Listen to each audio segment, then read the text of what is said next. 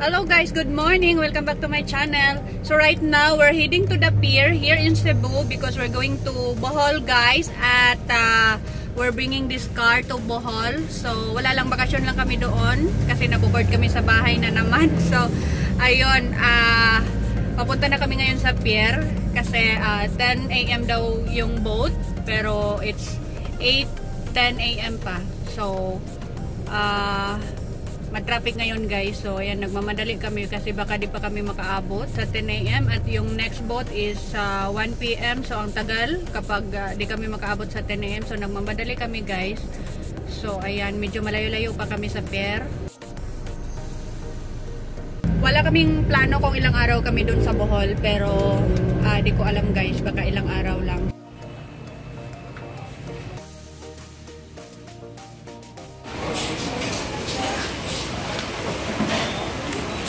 So ayan, nakakuha na kami ng ticket dito sa pier guys, papuntang Bohol, Tubigon. So right now, dito na kami ngayon sa Jollibee kasi magbe-breakfast muna kami guys. Wala pa kaming breakfast, so ayan, waiting pa ako sa order namin. Nabayad ko sa buong ticket namin papuntang Tubigon guys kasi dinala namin yung sasakyan. So yung sasakyan is 3,900 tapos isang passenger, tapos may mga terminal fee pa, mga passenger fee. So maximum 4,500 yung nabayad ko sa ticket namin for Tubigon guys. So ayun, nagdala kami ng sasakyan kasi Bohol lang naman, malapit lang naman. So ayan, dinala na namin.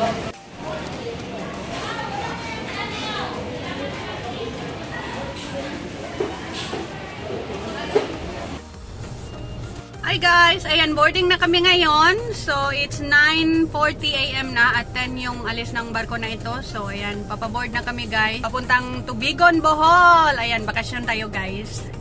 Ilang days lang. So let's go!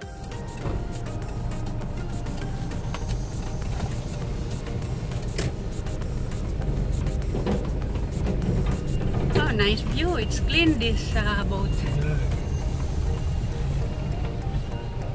Hello. Nindutang kalo.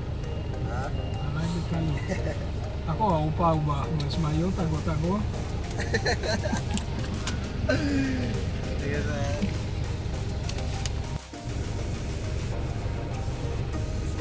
Ayan, so let's go na sa taas guys.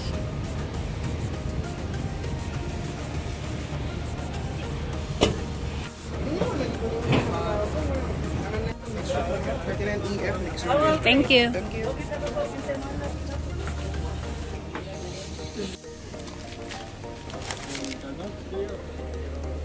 E and F. E and F. Hello. Pila ka tao, ma'am? Kami rin doha. Check lang ako yung update.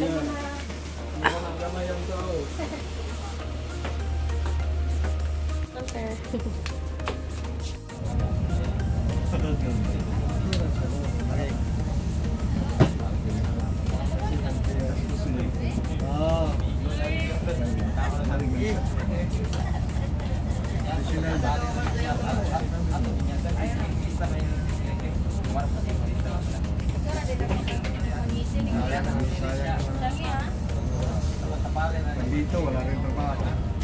Tangi.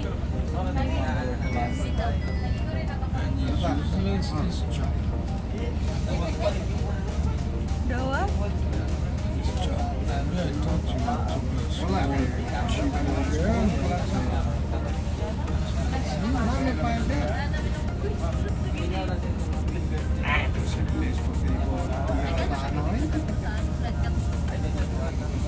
Pati insurance na naman na yung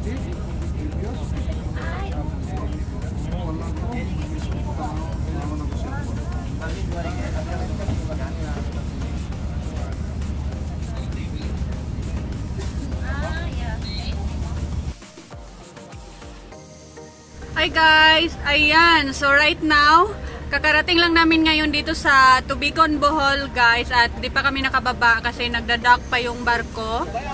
So ayan, waiting pa kami guys para bumaba ng barko. So, diretso kami ngayon sa, I think, Chocolate Hills, guys. Bibisita kami doon. So, samahan nyo kami ngayon, guys, sa adventure na ito. So, let's go. Nakailang visit na kami dito sa Bohol at nakailang punta na rin kami dyan sa Chocolate Hills. Pero matagal na kaming simula nung last na bumisita kami dito. So, ngayon is tingnan namin kung anong mga pagbabago doon sa Chocolate Hills, guys, or dito sa Bohol. So, let's go. Kasi I think 3 years na simula nung paalis na kami, guys.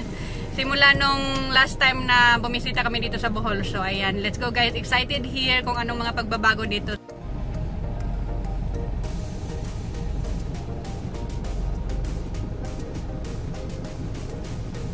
Umulan kanina bago kami dumating dito. So, maulan siya, guys.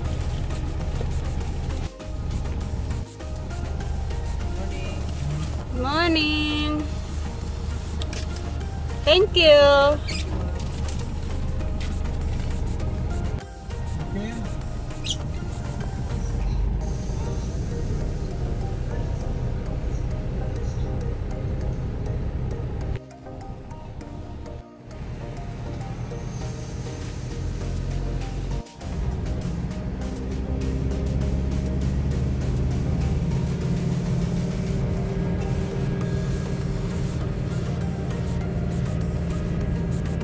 It's the stabilization of this phone. I'm impressed. Yeah, it's fantastic. Look at that, how we're shaking. Yeah. And when you watch the video, it's not shaking.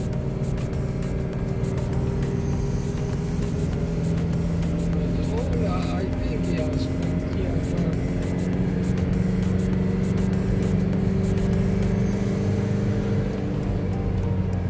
the stabilization is better than mine.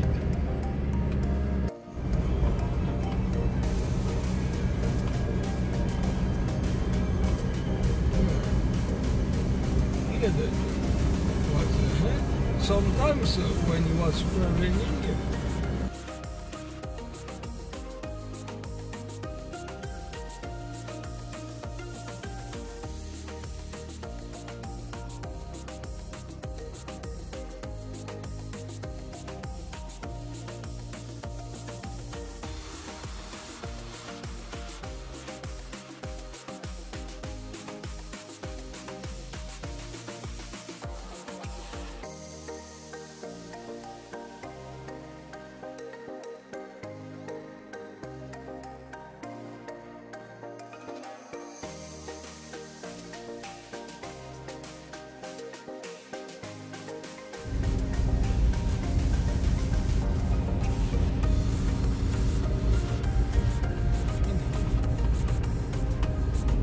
That's us.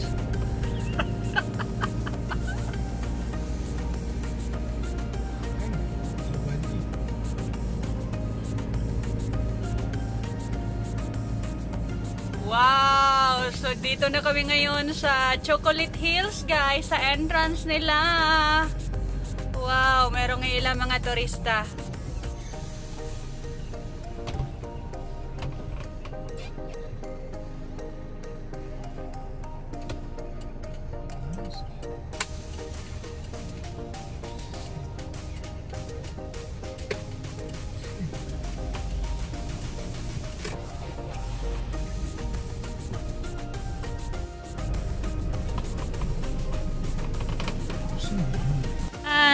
So, ayan, guys. Yan yung Chocolate Hills nila dito, guys, sa Bohol. Wow! Napakaganda. At mas maganda pa yan, guys, kung aakyat tayo dito sa, ayan, dito. Tapos dito sa taas naman yan. Diyan makikita ang napakagandang view ng Chocolate Hills, guys. Ayan.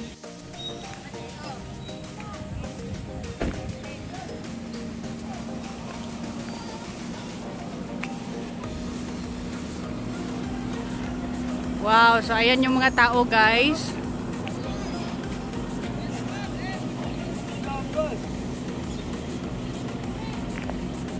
Wow.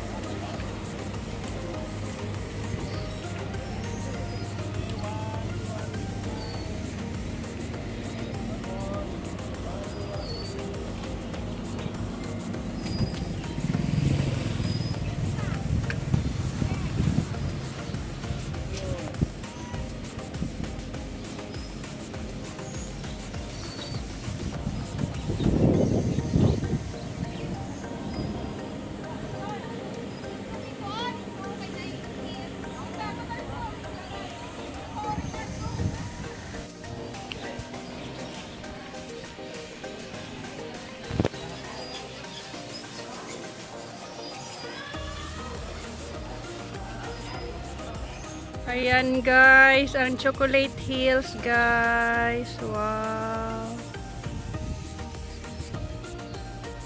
Isa ito sa pinaka-famous na tourist spot nila dito sa Bohol guys, ang Chocolate Hills. Nakailang beses na kaming bumisita dito guys at ngayon, ang init dito guys at di na kami aakyat doon sa taas guys para makita yung napakagandang view ng Chocolate Hills kasi ang init guys at ang daming turista sa taas, so tinatamad kami guys. So meron silang ano dito guys, entrance fee na 100 per head. So ayan, dalawa kami, so magbabayad ako ng 200 later. So ayan, yun yung guys, di na kami aakyat doon kasi nga tinatamad na kami guys. Anyway, nakailang beses na rin naming nakita yung magandang view ng Chocolate Hills sa taas. So hanggang dito na lang kami sa baba ngayon.